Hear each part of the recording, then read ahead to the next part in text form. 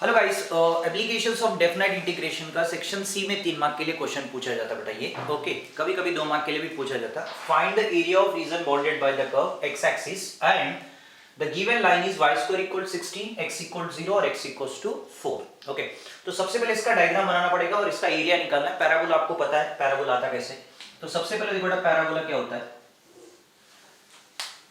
y square equal 16x है ये, ठीक है। तो पैराबोला यहाँ पे आएगा बेटा आपको y square equal to 16x, 0 बोले तो ये है और x इक्वल 4 बोले तो ये देखो बेटा यहाँ पे ये एरिया आपको निकालना बेटा। ओके, एकदम सिंपल, कंफ्यूज नहीं होना, ठीक है ना।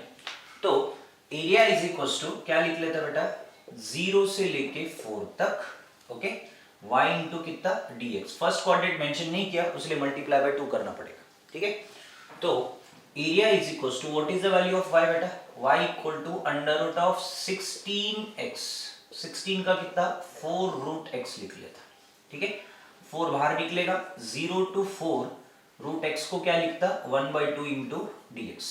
तो एरिया इज इक्वल टू 4 ऐसी रहेगा, x का क्या आता है बेटा 1/2 का 3/2 upon 3/2, upper limit lower limit 0 से लेके 4 तक।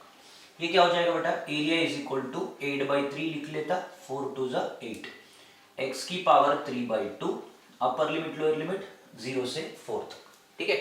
Now area is equal to 8/3, x की वैल्यू क्या पुट करना है 4, 4 को क्या लिख लेता 2 square, upper limit minus lower limit, lower limit 0 है, 2 2 कटेगा, ठीक है। बचेगा कितना बेटा एरिया 8/3, 2 की पावर 3 मतलब कितना 8, 8 माइनस कितना 0, तो एरिया इज इक्वल टू 16, 8 8 जा कितना 64, सॉरी 64/3।